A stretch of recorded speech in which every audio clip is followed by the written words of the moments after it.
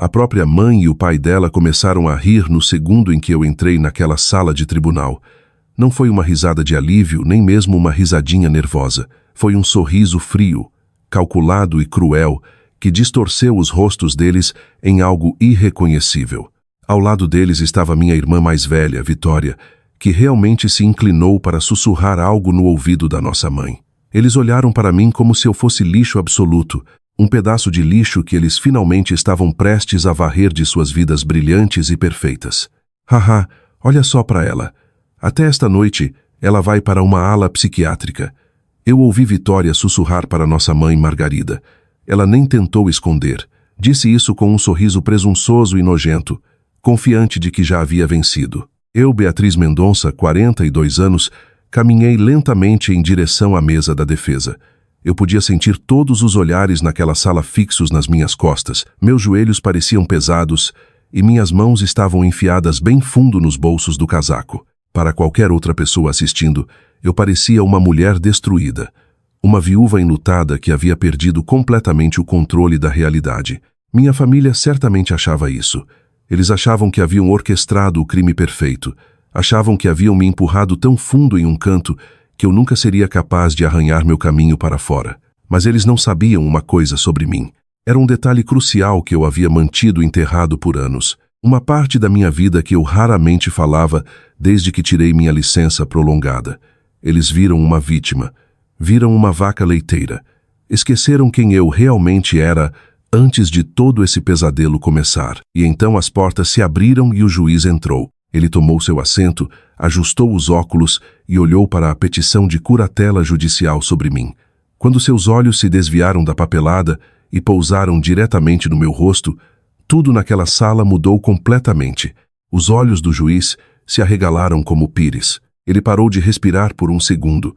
Os sorrisos arrogantes nos rostos dos meus pais congelaram. O juiz se inclinou para a frente, segurando as bordas do banco.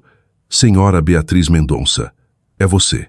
Mas antes de chegarmos àquele exato segundo, antes de toda a sala do tribunal virar completamente do avesso, preciso que você entenda como eu realmente cheguei lá. Você precisa saber como minha própria carne e sangue, os pais que me criaram, e a irmã com quem cresci, acabaram sendo os monstros que queriam me trancar em um asilo só para me roubar cada centavo que eu possuía. Tudo começou exatamente 6 meses atrás, no pior dia da minha vida, quando meu marido Ricardo faleceu. Ricardo e eu tivemos uma vida linda. Fomos casados por 15 anos, uma parceria construída em amor genuíno, respeito mútuo e muito trabalho duro. Ricardo era um brilhante construtor, e juntos construímos nossa bela casa de 4 quartos do zero, tijolo por tijolo. Economizamos nosso dinheiro, investimos com sabedoria e construímos uma enorme rede de segurança. Quando ele morreu de repente de um ataque cardíaco massivo, algo dentro de mim morreu junto com ele. Fui deixada completamente sozinha naquela casa grande e vazia. Para onde quer que eu olhasse, sentia o cheiro do café favorito dele, via seus livros meio lidos e sentia o peso esmagador das nossas memórias. Eu estava me afogando em luto, mal conseguindo manter a cabeça acima da água, e foi exatamente nesse momento que os abutres decidiram circular. Meus pais apareceram na minha porta exatamente 3 dias após o funeral de Ricardo. E claro, eles não vieram sozinhos. Trouxeram Vitória. Minha irmã tem 45 anos. Uma mulher que passou toda a vida adulta pulando de um empreendimento fracassado para outro, sempre usando aquele sorriso falso de vendedora, enquanto seus olhos calculavam quanto custava tudo na sala. Ela tem uma registradora no lugar do cérebro e um buraco negro no lugar do coração. Eles praticamente forçaram a entrada na minha casa, carregando sacolas pesadas de comida delivery e oferecendo abraços que pareciam completamente vazios. Suas palavras soavam doces demais, como xarope mascarando um veneno amargo. Ah, minha pobre filha, você não pode ficar nessa casa gigante sozinha, minha mãe Margarida me disse, envolvendo os braços ao meu redor, enquanto Vitória imediatamente começava a abrir os armários da minha cozinha e organizar as coisas sem eu nem pedir. Você precisa de ajuda, Beatriz. Você claramente não está lidando bem com isso. Você está péssima e não é mais jovem o suficiente para lidar sozinha com esse nível de trauma. Meu pai Walter acrescentou, sua voz pingando com falsa preocupação. Eu tinha 42 anos. Eu estava cansada. Sim, eu estava completamente devastada pela perda do meu marido. Absolutamente. Mas eu não era incapaz. No entanto, quando seus próprios pais olham para você com aquela mistura específica de pena e preocupação, e quando eles te dizem repetidamente que só querem cuidar de você porque te amam, você começa a duvidar da própria sanidade. O luto faz coisas terríveis com a mente. Ele te deixa fraca. Ele te faz querer acreditar que as pessoas realmente se importam com você. Julian deixou alguns documentos para entregarmos a você. Meu pai disse suavemente naquela noite, tirando uma pasta marrom grossa da sua maleta de couro. Julian era o advogado da família, um cara que fazia trabalhos jurídicos duvidosos para os negócios do meu pai há anos. Só preciso que você assine aqui e aqui, Beatriz. São apenas papéis bancários padrão e formulários de espólio, para eu poder te ajudar a gerenciar as antigas contas comerciais de Ricardo e lidar com a apólice de seguro. Você sabe como essas coisas podem ser incrivelmente complicadas, especialmente quando você está tão estressada. Complicadas. Que escolha interessante de palavras vinda de um homem como ele. Ele estava parado na cozinha de uma mulher que passou 15 anos da vida desvendando fraudes financeiras massivas, lavagem de dinheiro em grande escala e esquemas complexos de corrupção envolvendo dezenas de milhões de reais. Ele estava falando com uma mulher que fez empresários ricos, políticos poderosos e criminosos, endurecidos de ternos caros, tremerem atrás da mesa de defesa. Mas naquele exato momento, sentada na minha cozinha mal iluminada com um coração completamente destruído pela morte de Ricardo, eu não era uma promotora. Eu era apenas uma esposa enlutada que queria que o barulho parasse. Então eu assinei. Assinei os papéis sem ler uma única linha. Assinei porque confiava nos meus pais. Assinei, efetivamente selando a tranca da minha própria armadilha. As semanas seguintes passaram como uma névoa espessa e sufocante. Meus pais e Vitória começaram a vir cada vez mais, até que um dia eles simplesmente não foram embora. Eles praticamente se mudaram para os quartos de hóspedes, sob o pretexto de apoio temporário, e todo santo dia eles cantavam a mesma música e dança. Beatriz, encontrei esses comprimidos de ervas especiais para você dormir melhor, Vitória dizia, pressionando 2 pequenas cápsulas azuis na minha mão. Beatriz, o médico disse que você realmente precisa tomar este medicamento para os seus nervos abalados, minha mãe ecoava. E se eu perdia minhas chaves ou esquecia onde deixei minha xícara de chá, eles trocavam olhares exagerados e preocupados bem na minha frente. Ah, querida, você já esqueceu que tivemos essa conversa inteira ontem. Você não lembra? Eles começaram a me tratar como se eu estivesse completamente perdendo a cabeça. Todo o deslize normal de memória do dia a dia, que qualquer pessoa em luto severo teria, era tratado como um sinal gritante de demência precoce ou um colapso mental total. Se eu confundia terça com quarta porque não saía de casa há dias, Vitória suspirava alto, olhava para minha mãe e balançava a cabeça. Eles continuavam me dizendo que eu não podia mais cuidar de mim mesma, que meu luto havia desencadeado algum tipo de deterioração psicológica grave. Então veio o dia em que um homem estranho chegou à minha porta da frente. Ele usava um terno cinza elegante e carregava um tablet preto elegante. Apresentou-se como Dr. Gallagher, um psiquiatra licenciado. Disse que meu pai havia agendado uma avaliação privada de rotina para me ajudar a conseguir uma receita para minha depressão grave. Ele se sentou na minha sala de estar e fez as perguntas mais estranhas. Mostrou-me desenhos abstratos bizarros e perguntou o que eu via. Murmurou uma lista de palavras aleatórias e me disse para repeti-las de volta 10 minutos depois.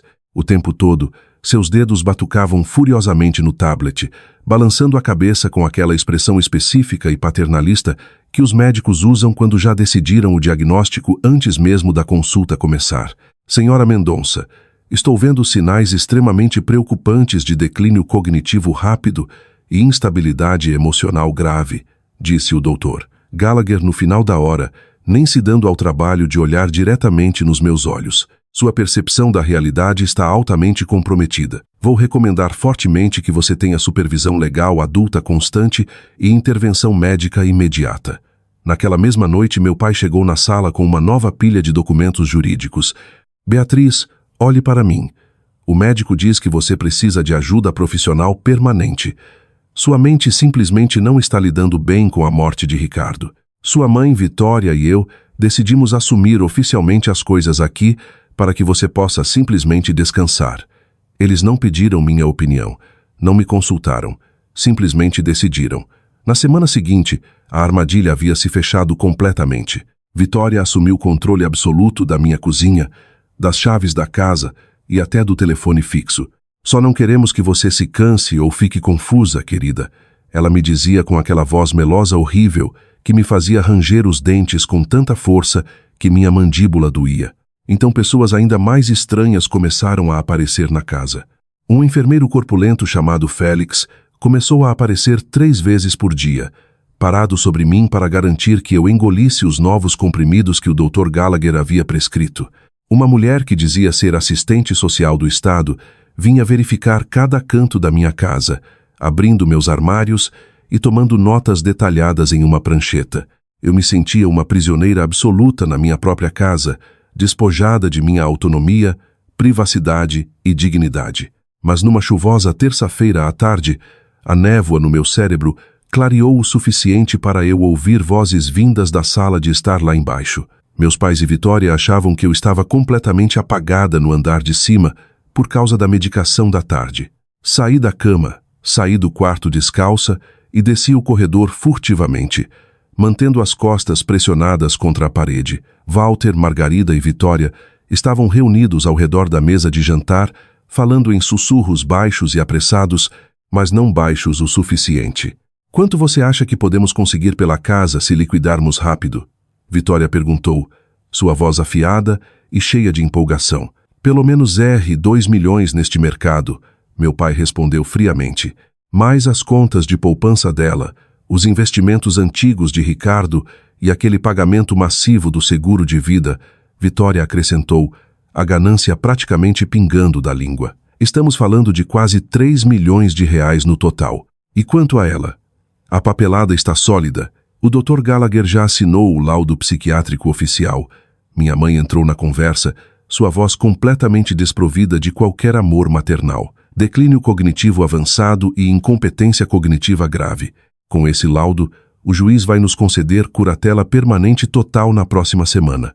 Depois, podemos colocar lá em um daqueles asilos baratos do estado na periferia do município. Eles lidam com esses casos o tempo todo. E então eles riram, todos os 3. Riram como se estivessem planejando férias em família divertidas, e não a destruição completa e total da minha vida. Ouvir aquela risada foi como um raio atingindo minha alma. Algo dentro de mim, uma parte da minha identidade que estava profundamente adormecida desde que tirei licença da promotoria pública, de repente acordou. Uma centelha de fúria pura e sem adulteração se acendeu no meu peito. Era uma raiva fria e calculada que eu conhecia intimamente. Era exatamente a mesma raiva que eu sentia quando ficava diante de júris, olhando para predadores que se alimentavam dos fracos. Naquela noite, sozinha no meu quarto escuro, eu não chorei, não entrei em pânico. Apenas fiquei olhando para o teto por horas, ouvindo a chuva bater na janela. Eu me lembrei exatamente de quem eu era antes de me tornar apenas uma viúva enlutada. Eu me lembrei de quem eu era antes da minha família decidir que eu era um alvo fácil. Eu era Beatriz Mendonça, promotora pública sênior, 15 anos de serviço, 182 casos vencidos, 0 derrotas em grandes fraudes financeiras, abuso de idosos e desvio corporativo. Minha família havia cometido o maior erro da vida miserável deles. Eles haviam me subestimado completamente porque eu estava quieta. Achavam que meu luto havia me deixado estúpida. Esqueceram que eu conhecia o sistema jurídico melhor do que o advogado duvidoso deles. Julian jamais poderia. E agora, enquanto eu estava naquela sala de tribunal meses depois, vendo os sorrisos arrogantes nos rostos dos meus pais e irmã evaporarem completamente no ar quando o juiz me reconheceu, eu sabia que o momento havia chegado. Era hora de lembrar, Luz e ao resto do mundo, exatamente quem Beatriz Mendonça realmente era. A batalha estava apenas começando. O juiz Eduardo Santos permaneceu de pé na frente da sua cadeira de couro, olhando para mim do banco como se estivesse vendo um fantasma do seu passado profissional. Eu me lembrava dele perfeitamente. 10 anos atrás, ele era um jovem advogado recém-saído da faculdade de Direito. trabalhando na promotoria pública como meu assistente temporário de tribunal. Eu o havia treinado pessoalmente. Passei 6 meses difíceis ensinando-o a construir um caso à prova de falhas durante um grande julgamento de desvio de fundos públicos que envolvia metade da Câmara Municipal. Ganhamos aquele caso e isso lançou a carreira judicial dele. Senhora Mendonça, o juiz Eduardo Santos repetiu, sua voz pouco acima de um sussurro. Não acredito que é você. Meus pais e Vitória trocaram olhares frenéticos e confusos. Vi o sorriso presunçoso da minha irmã congelar completamente no rosto, transformando-se em uma máscara cômica de confusão. Meu pai se inclinou para o advogado deles, Gregory, um homem corpulento de terno marrom barato que já suava profusamente pelo colarinho. Meu pai sussurrou freneticamente no ouvido dele, apontando para mim. Meritíssimo, Gregory interveio, empurrando desajeitadamente a cadeira para trás e se levantando. Ele pigarreou alto. Entendo que o senhor possa ter uma relação profissional passada com a senhora Mendonça, mas precisamente por isso, o senhor deve entender a situação incrivelmente delicada e trágica em que ela se encontra atualmente. Apresentamos provas irrefutáveis. Esta é uma mulher que, devido a trauma severo, está experimentando evidente deterioração mental rápida. Ela precisa desesperadamente da proteção e cuidados estruturados que apenas sua família amorosa pode proporcionar. Meus clientes, seus próprios pais e irmã, buscam apenas o que é absolutamente melhor para a saúde e segurança dela. O juiz Eduardo Santos olhou para Gregory com uma expressão que reconheci instantaneamente. Era exatamente o rosto que ele fazia quando um advogado de defesa tentava vender-lhe uma mentira mal construída e completamente inacreditável. Ele não disse uma palavra. Apenas se sentou lentamente, abriu o grosso arquivo azul sobre a mesa e começou a ler os documentos em silêncio absoluto. O silêncio naquela sala de tribunal ficou tão denso. Eu conseguia ouvir o tic-tac do relógio na parede dos fundos e o som da minha própria respiração estável. Permaneci completamente imóvel, observando a sala exatamente como havia feito 1000 vezes antes da mesa da promotoria. Mas desta vez, eu estava do outro lado do vidro. Vamos ver o que temos aqui. O juiz Eduardo Santos finalmente disse, quebrando o silêncio. Ele bateu a caneta contra o arquivo. De acordo com esta avaliação médica submetida por um certo Dr. Gallagher, a senhora Mendonça está sofrendo de paranoia psicológica grave resistente a tratamento, apagões frequentes de memória, desorientação temporal e incapacidade total de gerenciar seus próprios assuntos financeiros ou saúde pessoal. Ele ergueu os olhos do arquivo, seus olhos travando nos meus. Esta é uma descrição precisa do seu estado atual, senhora Mendonça? Antes que eu pudesse abrir a boca para responder, Vitória se levantou abruptamente da cadeira, sua voz pingando com falso pesar dramático. Meritíssimo, com todo o respeito, ela nem sabe que dia é a maior parte do tempo. Ontem mesmo, ela me perguntou 3 vezes diferentes se já havia tomado café da manhã. Na semana passada, ela saiu andando no meio da rua de pijama, completamente confusa, achando que estava indo para uma audiência antiga no tribunal. É de partir o coração, meritíssimo. Ela precisa de confinamento profissional constante e supervisão médica.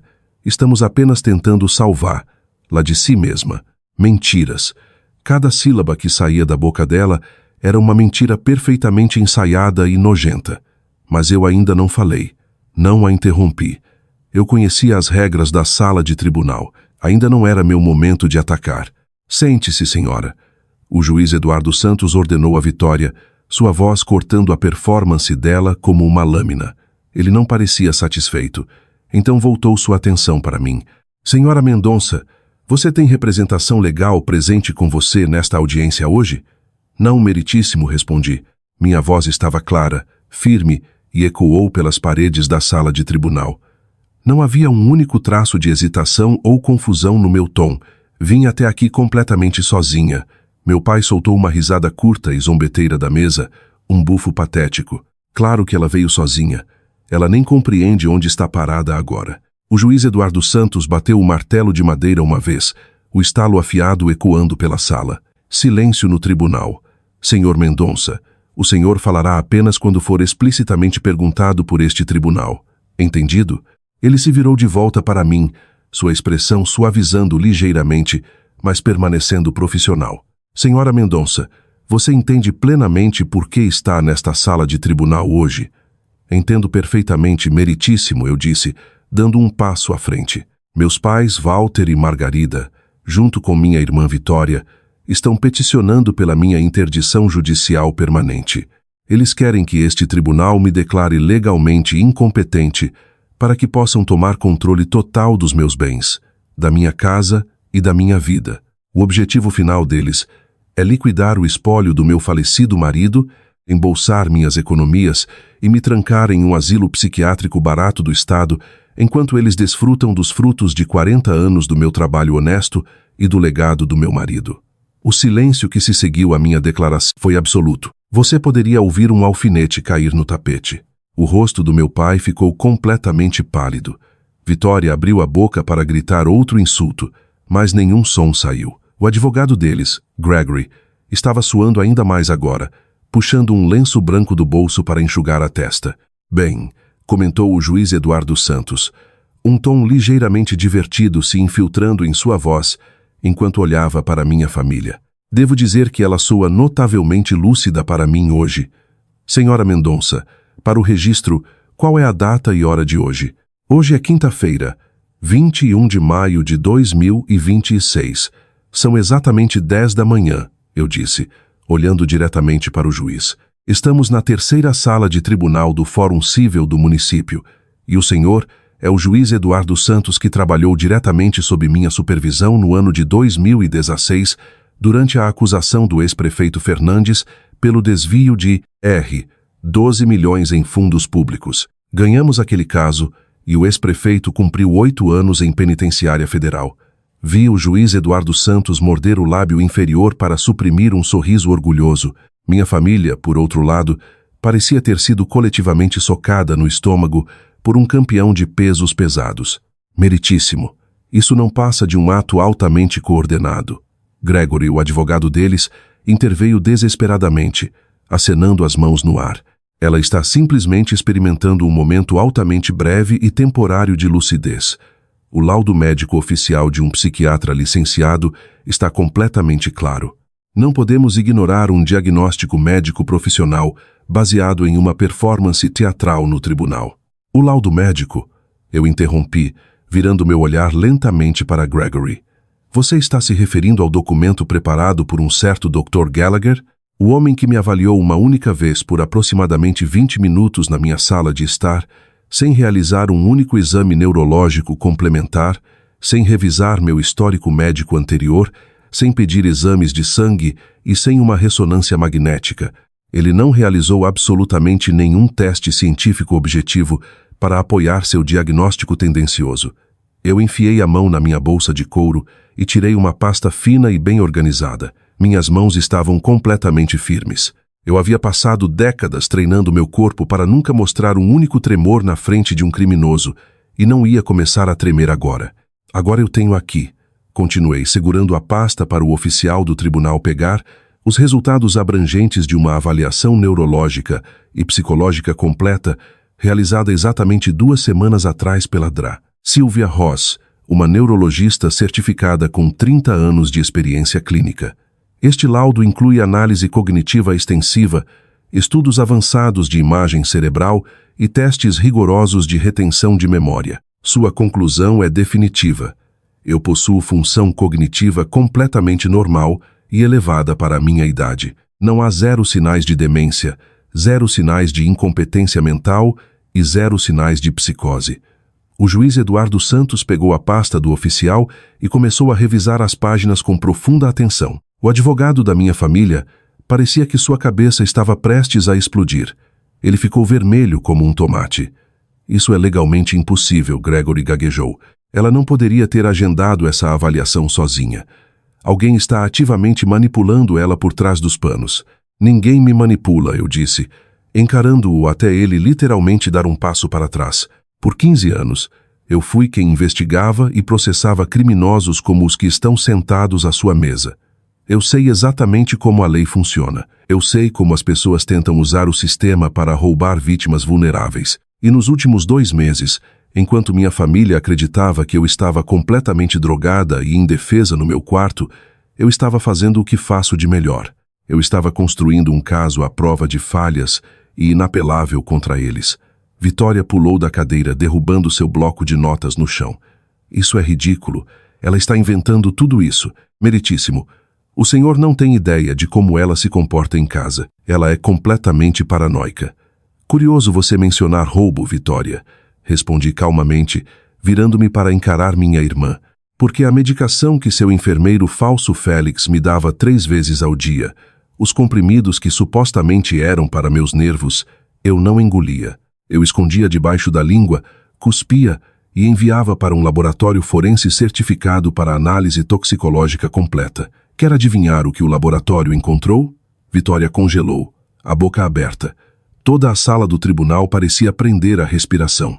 Eu enfiei a mão de volta na bolsa e tirei um segundo documento, colocando-o firmemente sobre a mesa. Os comprimidos continham benzodiazepinas em doses altas o suficiente para manter um adulto médio em estado de confusão química permanente e desorientação grave, eu declarei, minha voz ecoando como gelo. Eles estavam me envenenando sistematicamente para produzir exatamente os sintomas psicológicos que precisavam que eu exibisse para a avaliação falsa do Dr. Gallagher.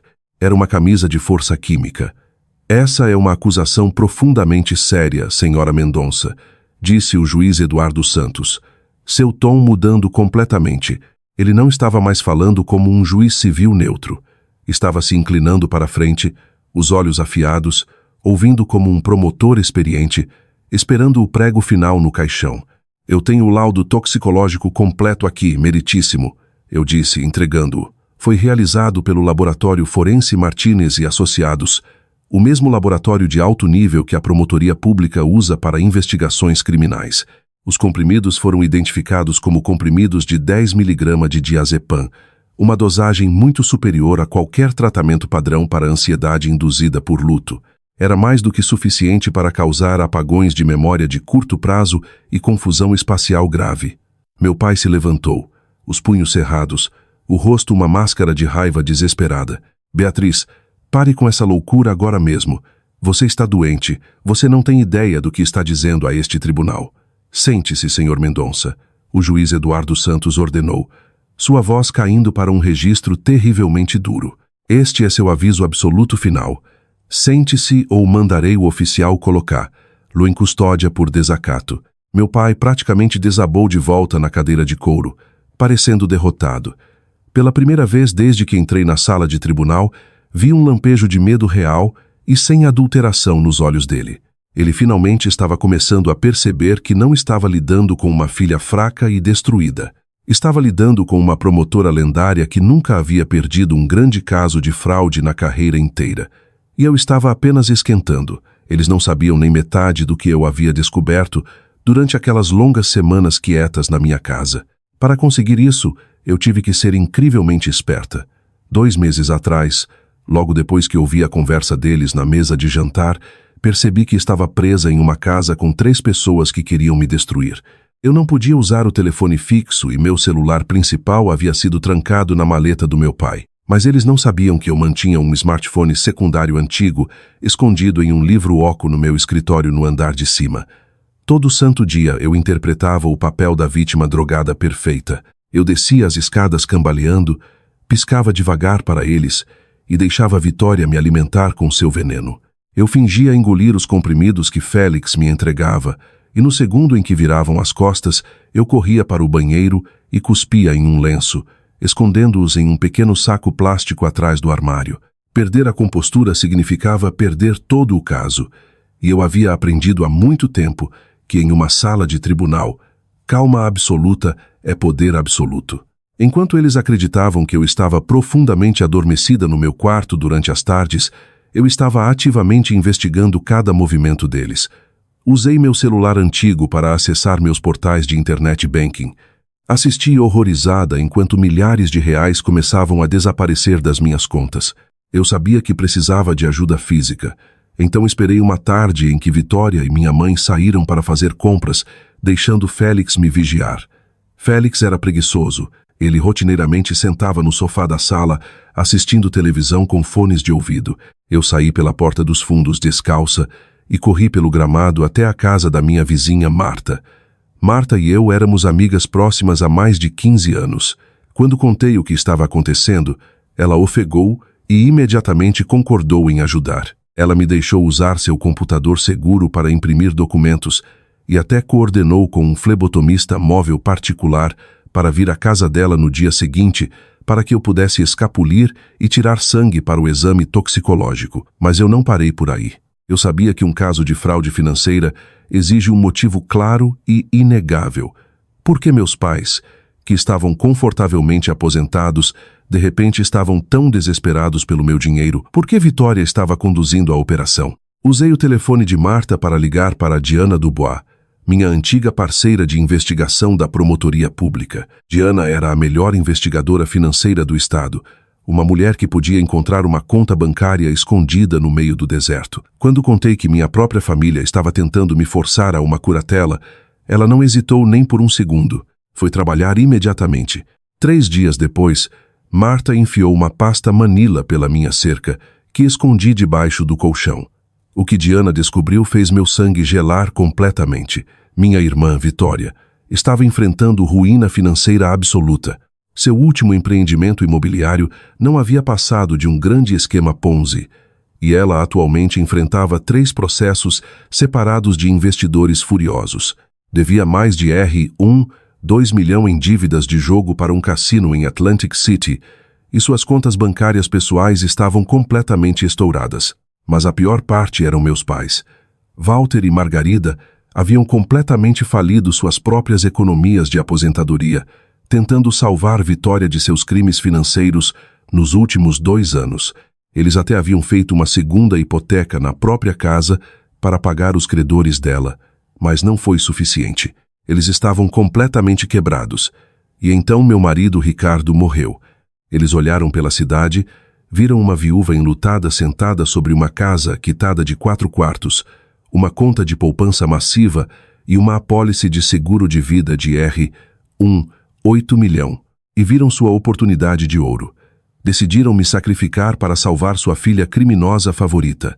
Eu tirei outra pasta grossa da minha bolsa de couro e coloquei sobre a mesa. Meritíssimo, eu gostaria de apresentar cópias dos meus extratos bancários oficiais dos últimos 6 meses. Desde que minha família se mudou para minha casa sob o pretexto de cuidados, houve transferências eletrônicas massivas não autorizadas das minhas contas. R$120 mil em janeiro, R$210 mil em fevereiro e R$240 mil em março, todas transferidas diretamente para uma empresa de fachada registrada em nome da minha irmã Vitória. As sobrancelhas do juiz Eduardo Santos se ergueram mais alto com cada página que ele virava. Ele olhou para Vitória, seu rosto escurecendo. A defesa pode explicar esses movimentos financeiros massivos? Gregory, o advogado suado deles, se mexeu desconfortavelmente na cadeira. Meritíssimo. Aquelas foram despesas completamente necessárias dedicadas inteiramente aos cuidados médicos especializados da senhora Mendonça, consultas psiquiátricas, medicamentos personalizados e o salário da enfermeira particular especializada, Félix. Isso é uma mentira absoluta, eu disse suavemente. Não havia enfermeira particular. O homem que vinha à minha casa 3 vezes ao dia para me drogar se chama Félix Vance, um ator desempregado que minha irmã Vitória contratou em um site de bicos por R$2.500 por semana para posar como profissional médico.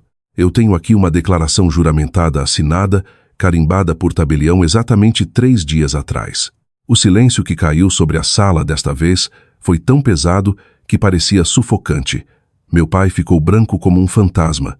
Os olhos de Vitória se arregalaram tanto que pareciam que iam pular completamente das órbitas.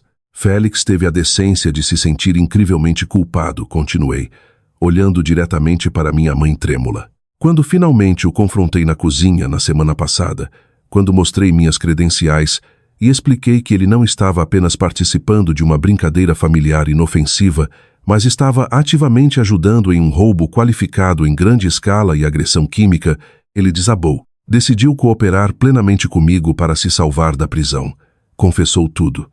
Explicou exatamente como Vitória o treinou para administrar o diazepam, como ele foi instruído a manter um livro de registro médico completamente falso para enganar visitantes e como foi ordenado a dizer aos vizinhos que eu estava tendo um mau dia mental toda vez que alguém batia na porta.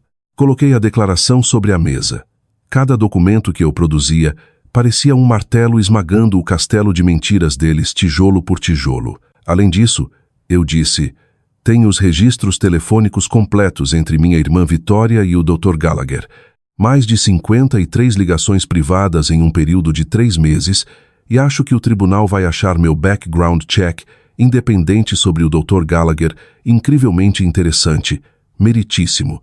Acontece que ele teve sua licença médica oficial permanentemente revogada há 4 anos no estado de São Paulo por falsificar diagnósticos psiquiátricos em troca de subornos em dinheiro de famílias ricas que queriam trancar parentes inconvenientes. Ele é legalmente proibido de praticar medicina em qualquer lugar deste país. Qualquer documento que ele assina não tem absolutamente nenhuma validade legal. Gregory se levantou desajeitadamente, o rosto completamente vermelho. Eu me oponho. Meritíssimo. Isso é um circo. Isso é uma emboscada ultrajante. A senhora Mendonça claramente está sendo orientada e manipulada por uma entidade externa. Uma mulher da idade e suposto estado emocional frágil dela não poderia possivelmente ter coordenado uma investigação de background multiespacial sozinha. Eu soltei uma risada curta e seca. Era uma risada completamente desprovida de humor. O som de uma promotora que acabara de fechar a armadilha. Uma entidade externa, repeti olhando para Gregory. Você está certo sobre uma coisa, advogado. Esta investigação foi incrivelmente fácil para alguém com meu background específico. Você sabe quantos casos idênticos de abuso financeiro de idosos e curatela fraudulenta eu processei durante meus 15 anos na promotoria pública? Coloquei atrás das grades dezenas de filhos ingratos e parentes gananciosos que tentaram declarar seus pais incompetentes só para roubá-lo cegamente. Eu conheço cada truque no seu manual patético. Conheço cada documento falso, cada médico corrupto e cada mentira que você poderia inventar. Virei a cabeça e olhei diretamente para meus pais. As pessoas que me viram crescer, as pessoas que deveriam me proteger do mundo. Quando vocês se tornaram isso? Perguntei a eles. E pela primeira vez, minha voz tremeu apenas uma fração com o peso puro da traição emocional. Quando vocês pararam de ser meus pais e se tornaram criminosos comuns, eles não conseguiam me olhar nos olhos. Meu pai encarava fixamente a mesa da defesa, sua mandíbula cerrada tão forte que os músculos tremiam. Minha mãe olhou para o lado, suas mãos tremendo enquanto segurava a bolsa. Mas Vitória não conseguia segurar a língua. Isso é tudo uma mentira distorcida, ela gritou, sua voz rachando de desespero. Ela é completamente paranoica. Ela é louca. Está inventando histórias porque me odeia. Quer falar sobre mentiras, Vitória? Interrompi, minha voz caindo para uma calma gelada mortal que instantaneamente cortou o grito dela. Vamos falar sobre o que encontrei no armário do seu quarto exatamente 3 semanas atrás, enquanto você estava fora gastando meu dinheiro. Enfiei a mão no fundo da bolsa e tirei um grande saco plástico transparente de evidências.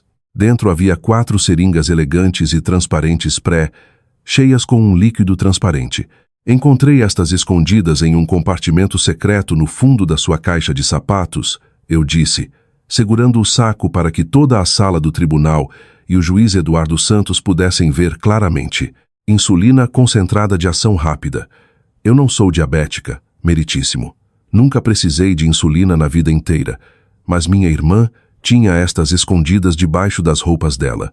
Quer contar ao juiz o que você planejava fazer com elas? Vitória, qual era o seu passo final quando percebeu que o diazepam não estava quebrando meu espírito rápido o suficiente? Você planejava induzir um choque hipoglicêmico fatal? Um derrame súbito que pareceria completamente natural para um examinador médico externo? O silêncio absoluto na sala do tribunal era ensurdecedor.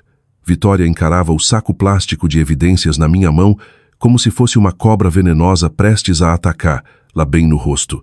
Ela começou a balançar a cabeça rapidamente, os olhos indo entre mim, o juiz e nossos pais. Isso é mentira, Vitória gritou estridentemente, sua voz ecoando pelas painéis de madeira da sala. Eu nunca vi isso na vida inteira. Ela plantou. Ela comprou e escondeu no meu quarto para me incriminar. Eu nem pisquei. Apenas fiquei parada, deixando-a cavar sua própria cova mais fundo com cada palavra que gritava. Virei minha atenção para o juiz Eduardo Santos, que agora estava completamente inclinado sobre o banco, sua expressão completamente horrorizada, mas absolutamente fascinada. Meritíssimo, eu disse, minha voz estável e medida. Antecipei que minha irmã tentaria negar a propriedade das seringas. É exatamente por isso que não simplesmente as trouxe hoje. No momento em que as encontrei escondidas na caixa de sapatos dela há 3 semanas, eu as coloquei cuidadosamente neste saco de evidências estéril usando luvas. Depois as enviei por correio expresso para o mesmo laboratório forense que fez meu exame toxicológico. Eles realizaram uma análise completa de impressões digitais nos cilindros plásticos de todas as 4 seringas. Tirei um laudo forense lacrado e o deslizei pela mesa para o oficial do tribunal. O laboratório confirmou com 99,9% de certeza que as únicas impressões digitais encontradas nessas seringas pertencem a Vitória Mendonça, declarei claramente, observando enquanto o rosto de Vitória perdia o último resquício de cor. Além disso, contratei um investigador particular, minha ex-colega Diana Dubois, para rastrear os números de série na embalagem da medicação. Foram compradas em dinheiro em uma farmácia local exatamente 4 dias antes de eu encontrá-las. Diana ouve imagens das câmeras de segurança da farmácia. Elas mostram claramente minha irmã parada no balcão, comprando a insulina. Gregory, o advogado barato que meus pais contrataram, parecia prestes a desmaiar. Ele segurava as bordas da mesa com tanta força que os nós dos dedos estavam completamente brancos. Ele nem tentou se levantar e objetar.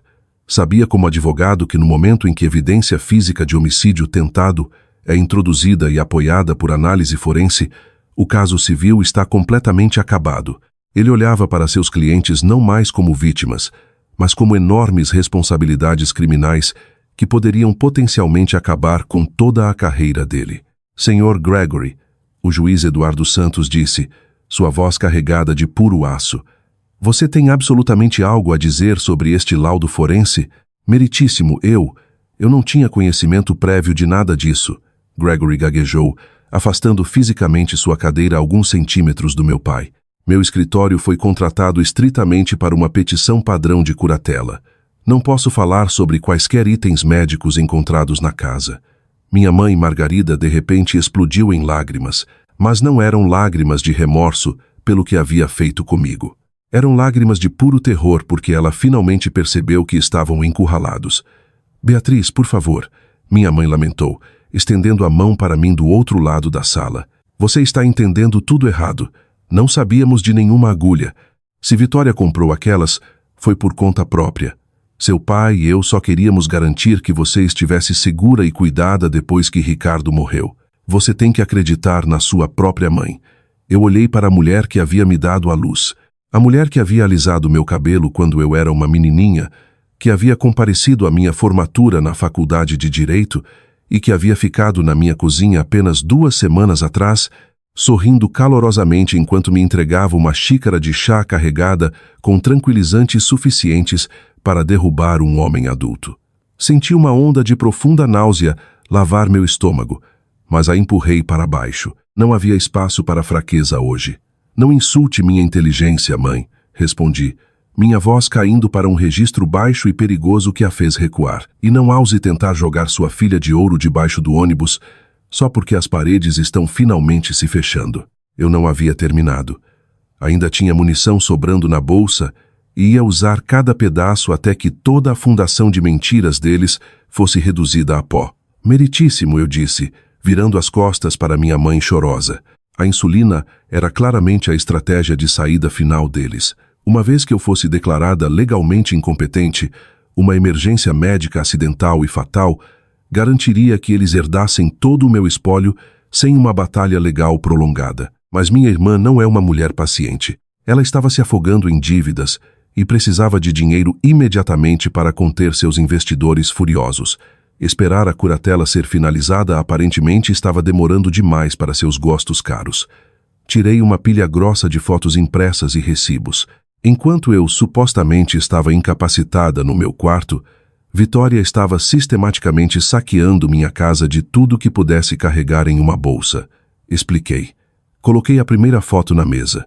Este é um recibo de casa de penhores datado de 3 semanas atrás. Está assinado por Vitória Mendonça. Ela vendeu um conjunto de brincos de pérola vintage que pertenciam à minha falecida avó por R$ 4.800. Coloquei o segundo documento. Este é outro recibo datado de 2 semanas atrás. Ela vendeu toda a coleção de relógios de luxo do meu marido Ricardo por R$ 72.000.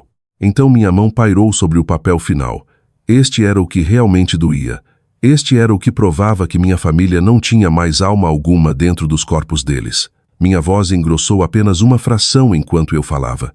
E este, eu disse, segurando um ticket de casa de penhores e uma captura de tela clara de câmera de segurança. Este é o recibo do meu anel de diamante de casamento. O anel que Ricardo colocou no meu dedo há 15 anos. O anel que tirei para tomar banho porque estava tão fortemente medicada. Tinha medo de perder no ralo.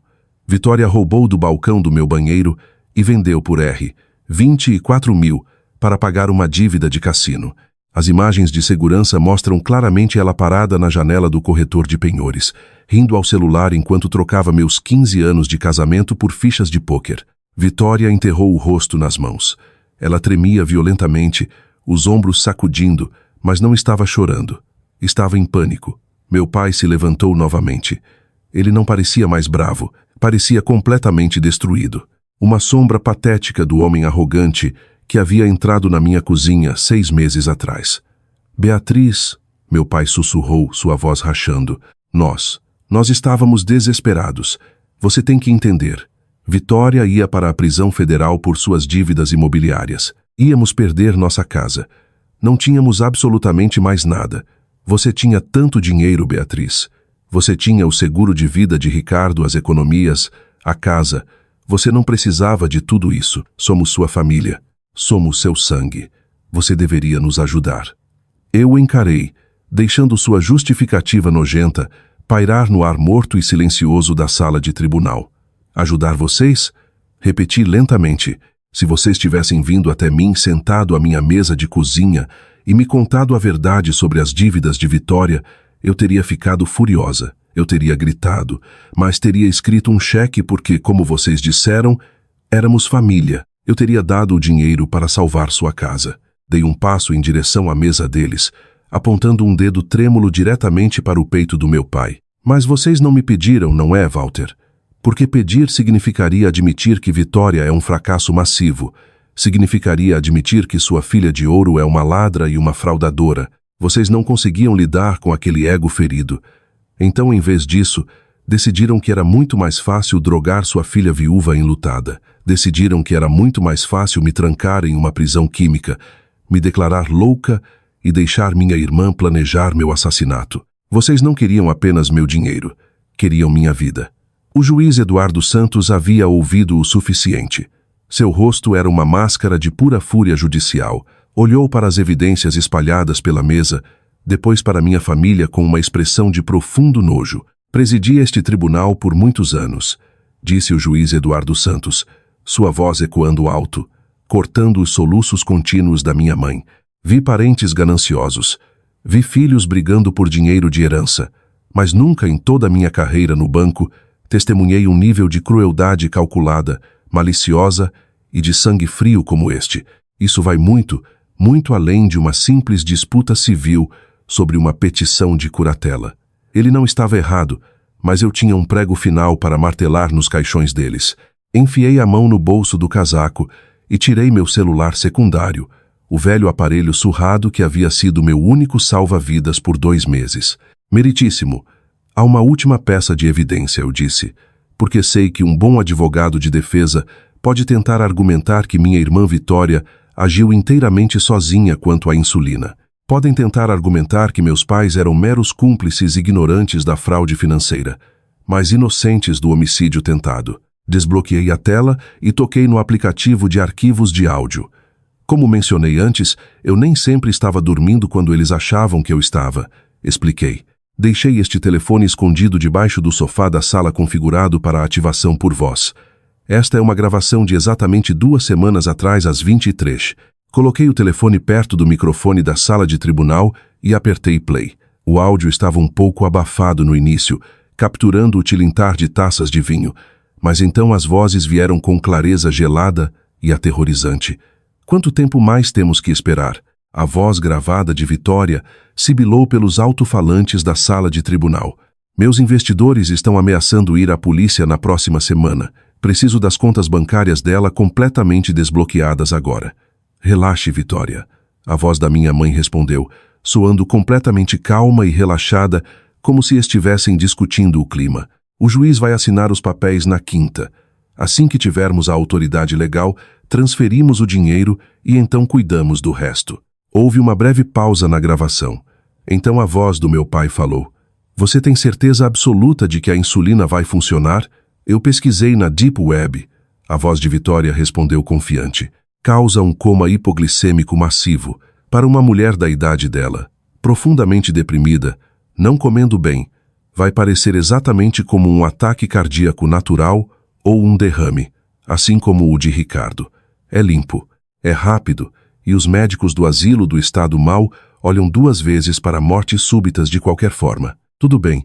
A voz gravada do meu pai disse: "Só certifique-se de fazer isso numa noite em que sua mãe e eu estivermos fora num restaurante para termos um álibi sólido.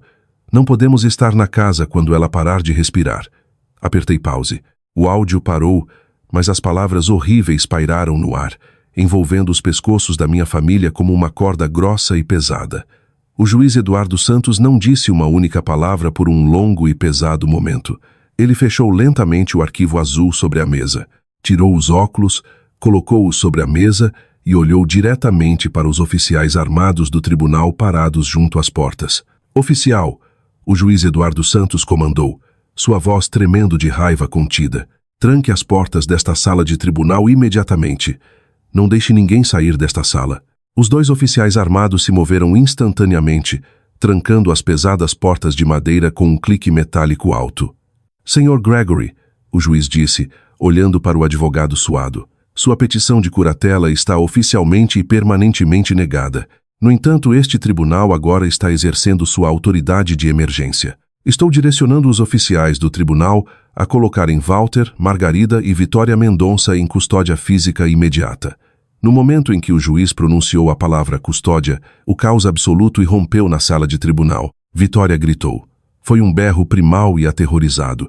Ela tentou correr da mesa da defesa, cambaleando para trás tão rápido que sua cadeira tombou e caiu ruidosamente no chão de madeira. Ela nem conseguiu dar 3 passos antes que um oficial a derrubasse contra o corrimão de madeira, torcendo seus braços atrás das costas e puxando um par de algemas de aço pesadas. "Tire as mãos de mim!" Vitória berrou, chutando selvagemente as canelas do oficial. "Eu não fiz nada. Foi ideia deles. Eles me obrigaram a fazer." Ela virou a cabeça, o rosto completamente corado, e gritou diretamente para nossos pais. "Digam a eles, pai. Digam que vocês me mandaram comprar a insulina. Vocês disseram que precisavam do dinheiro dela para salvar a casa. Vocês me usaram. Vocês 2 me usaram." Meu pai ficou congelado em choque, as mãos erguidas no ar enquanto o segundo oficial se aproximava dele com algemas prontas. "Vitória, cale a boca!" Ele gritou de volta, sua voz rachando de pânico. "Não diga mais uma palavra. Você está cavando sua própria cova." Minha mãe desabou completamente no chão, encolhendo-se em uma bola apertada no seu vestido caro de grife, soluçando histericamente enquanto as algemas frias de aço eram trancadas firmemente em seus pulsos. "Beatriz, por favor. Você é minha filha. Eu carreguei você no ventre. Você não pode deixar eles me levarem para a prisão. Eu vou morrer lá. Por favor, eu sinto muito." Eu fiquei parada junto à minha mesa, as mãos descansando calmamente na minha bolsa de couro, e observei os 3 se transformarem em animais selvagens. A família polida e arrogante que havia sorrido para mim apenas 1 hora atrás havia desaparecido completamente. Em seu lugar estavam 3 criminosos aterrorizados e desesperados, virando uns contra os outros como cães famintos brigando por um osso, perfeitamente dispostos a se venderem uns aos outros por uma pena reduzida. Eu não senti um pingo de pena, não senti tristeza pelas lágrimas da minha mãe e certamente não me senti mal pela humilhação pública do meu pai. Tudo o que senti foi um alívio profundo e incrível. A névoa pesada e sufocante que havia sentado no meu peito, desde que Ricardo morreu, finalmente evaporou. Eu conseguia respirar novamente. Vocês fizeram isso a si mesmos, eu disse baixinho, embora duvide que eles tenham me ouvido por cima do som dos próprios gritos. Os oficiais arrastaram eles para fora da sala de tribunal pela porta lateral de custódia. Suas vozes ecoaram pelo corredor de concreto até a pesada porta de aço bater, mergulhando a sala de tribunal de volta no silêncio total. O juiz Eduardo Santos olhou para mim do banco. Sua expressão era uma mistura de respeito profissional e profunda simpatia humana. Senhora Mendonça, ele disse suavemente, vou contatar pessoalmente a promotoria pública para garantir que estes arquivos de áudio e evidências físicas sejam imediatamente transferidos para um promotor criminal. Um grande júri será convocado até o final da semana.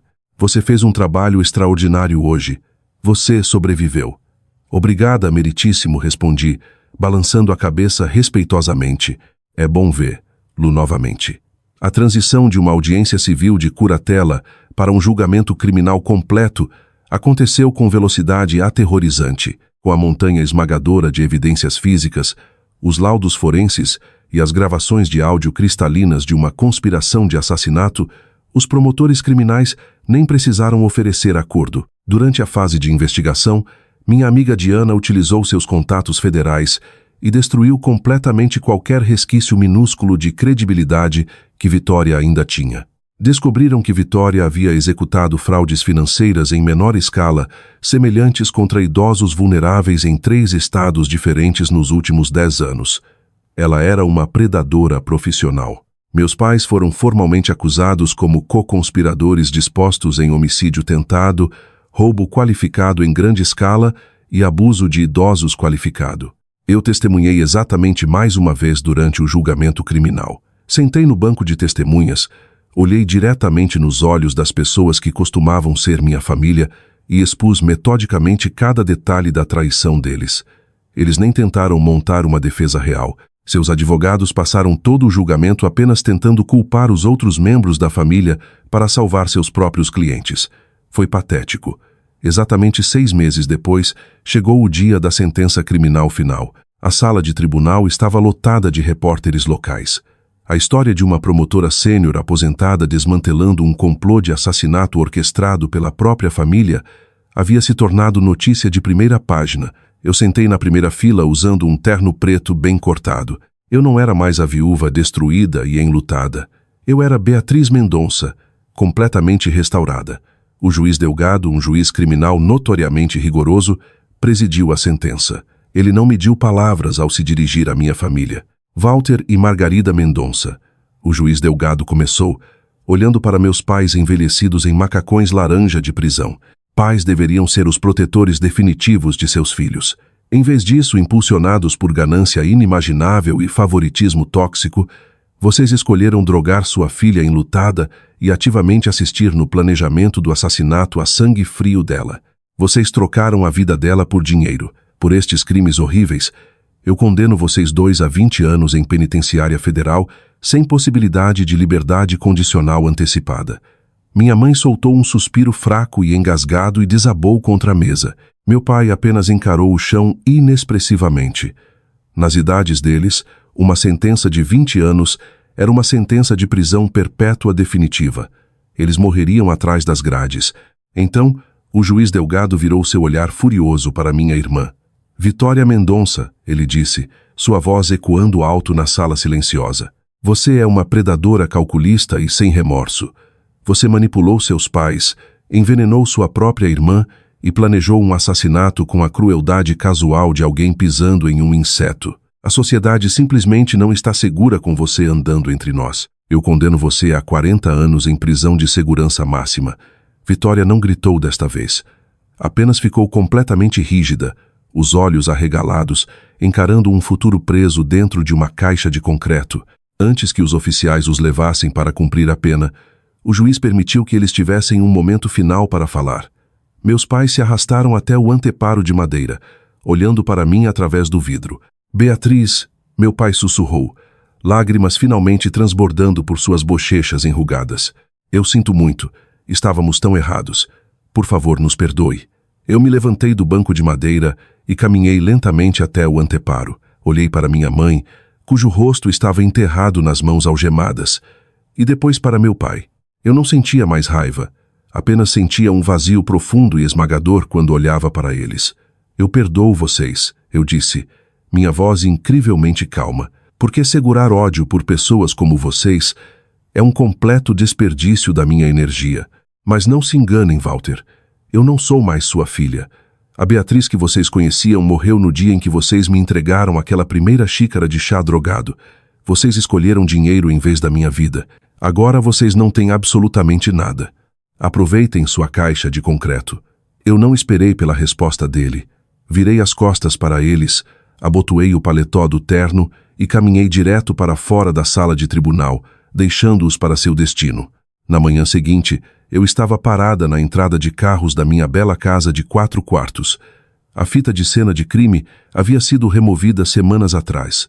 Eu havia contratado uma empresa profissional para vir e limpar profundamente cada centímetro da propriedade. Mandei que jogassem fora cada peça de mobília que meus pais haviam tocado, cada prato que Vitória havia comido e cada colchão em que eles haviam dormido. Entrei pela porta da frente, a luz da manhã entrando pelas grandes janelas da sala de estar. O ar cheirava fresco, limpo e inteiramente meu. A névoa pesada e escura de traição e confusão química havia desaparecido permanentemente. Levaria tempo para me curar completamente da perda de Ricardo, e o trauma de perceber que minha família eram monstros provavelmente deixaria uma cicatriz que doeria quando chovesse. Mas enquanto eu estava na minha cozinha, servindo uma xícara fresca de café, percebi algo incrivelmente poderoso. Eu sobrevivi. Eles haviam me empurrado para o canto mais profundo e escuro que conseguiram encontrar, esperando que eu me encolhesse e morresse quietamente para que pudessem roubar minha vida. Mas esqueceram que algumas mulheres simplesmente não podem ser quebradas.